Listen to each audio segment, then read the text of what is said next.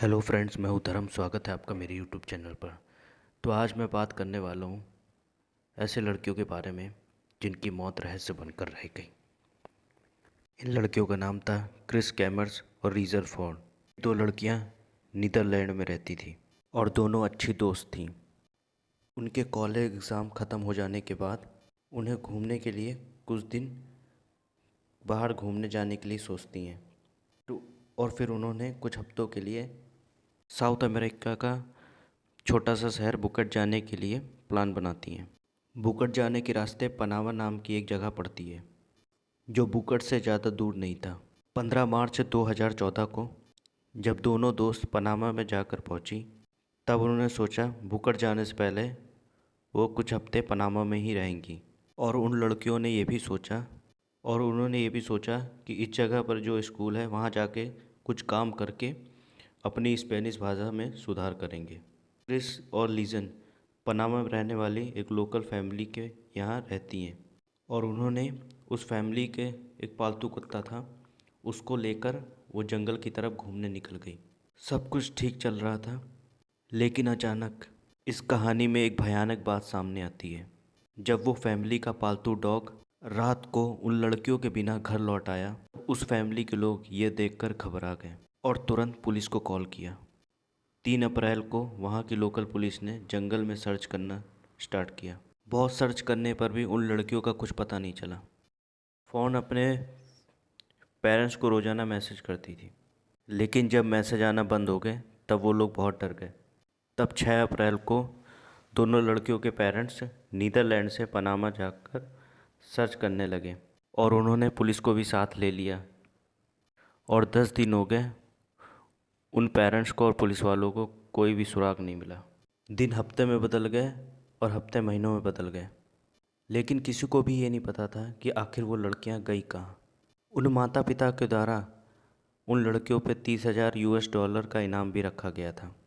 लेकिन 10 हफ्ते बाद वहाँ पर रहने वाली स्थानीय महिला पुलिस के पास आती है और कहती है और ट्रुमा गांव के पास नदी के किनारे ब्लू कलर का बैग मिला है। दरअसल ये बैग उन दो लड़कियों में से एक का था। पुलिस का कहना था ये बैग सूखा था और अच्छी हालत में था।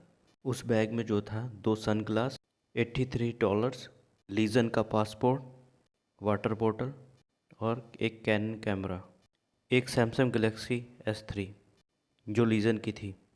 ये फ़ोन और कैमरा से इन्वेस्टिगेशन में एक बहुत बड़ा मोड़ आया। क्रिस और लीजन की फ़ोन से जो डेटा मिला वो बहुत ही रहस्यमय था और हैरान कर देने वाला था। दोनों के फ़ोन रिकॉर्ड्स और जो कैमरे से तस्वीर ली गई तो बहुत ही अजीब बात सामने आई। फ़ोन रिकॉर्ड से पता चला कि उन दो लड़कियों ने कई बार पुलिस से संपर्क करने की कोशिश की थी। अपने सफ़र शुरू करने के कुछ ही घंटों बाद 4:39 PM क्रिस ने पहला संकेत दिया। इन दो लड़कियों ने कई बार कॉल करने की कोशिश की। लीजर के कैनन कैमरे से कुछ तस्वीरें ली गई थी, जिनमें से कुछ तस्वीरें ऐसी थी जो कि बहुत ही हैरान करने वाली थी। 1 अप्रैल से जो तस्वीरें ली गई थी उसमें देखा गया है कि वो लड़कियां गहरे जंगल में अंदर चली गई थी और इस तस्वीर से पुलिस को लग रहा कि शायद वो दोनों लड़कियां जंगल में रास्ता भटक गई थी और तभी उन्होंने पहली इमरजेंसी कॉल की होगी। कुछ तस्वीरें तो ठीक लग रही थी, कोई ऐसी बात नहीं लग रही थी, लेकिन 8 अप्रैल में जो तस्वीरें खींची गई, जो रात 1 बजे से 4 बजे तक जो फ़ोटोएँ ली गई, वो 90 फ़ोटोएँ ली गई। एवरेज करके देखा गया हर 2 मिनट में एक फ़ोटो ली गई। इन फ़ोटोग्राफ को एक ऊंची जगह से लिया गया था और सभी तस्वीरें बहुत ही अंधेरे में ली गई थी। इन तस्वीरों को देख के लोगों ने यह अनुमान लगाया कि इतने अंधेरे में इतनी सारी तस्वीरें लेने का यह कारण हो सकता है कि शायद उस रात सर्च पार्टी लड़कियों की तलाश में घूम रहे थे, तब उन लड़कियों ने उन्हें देखा होगा। कैमरे के फ्लैश लाइट के जरिए उन्हें सिग्नल भेजने की कोशिश की थी, लेकिन इसका कोई फ़ायदा नहीं हुआ और वह चिल्लाना नहीं चाहते थे क्योंकि वह शायद किसी से छुपने की कोशिश कर रही थी।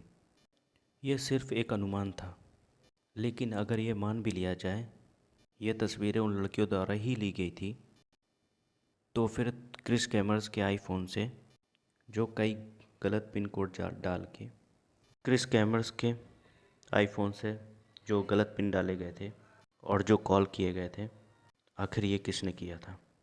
आखिर वो लड़की किसी को कॉल करने के लिए गलत पिन कोड तो नहीं डालेगी, क्योंकि ऑलरेडी उसे अपना पिन पता ही होगा। इन तस्वीरों के पीछे की सच्चाई आज तक एक रहस्य बन नहीं है और बनकर रह गई। बैग मिलने के बाद पुलिस की टीम सर्च करने के लिए निकल पड़े जहाँ से बैग मिला था, और उस नदी के किनारे से उन्हें जो कुछ भी मिला वो बहुत ही डरावना था। पुलिस को एक पेड़ के नीचे इंसानी हड्डियाँ मिली और कटा हुआ पैर के साथ एक बूट पाया गया था। उसी नदी के किनारे कम से कम 33 बिखरी हुई हड्डियाँ मिली। डीएनए टेस्टिंग से पता चला क्रिस कैमर्स और लीजन फॉर्स की ही थी वो हड्डियाँ। बाद में फॉरेंसिक रिपोर्ट से पता चला कि उनकी हड्डियों में किसी भी तरह का कोई भी निशान या खरोंच नहीं थी। आखिर कौन था वो जानवर जिसने इन लड़कियों को बेरहमी से मार डाला? उन लड़कियों के साथ उस जंगल में ऐसा क्या हुआ, हम कल्पना भी नहीं कर सकते। उनकी मौत आज तक एक रहस्य बनी हुई है कि आखिर उनको किसने मारा। तो कैसी लगी मेरी स्टोरी? अच्छी लगी हो तो प्लीज़ मेरे चैनल को लाइक, सब्सक्राइब और शेयर जरूर करें।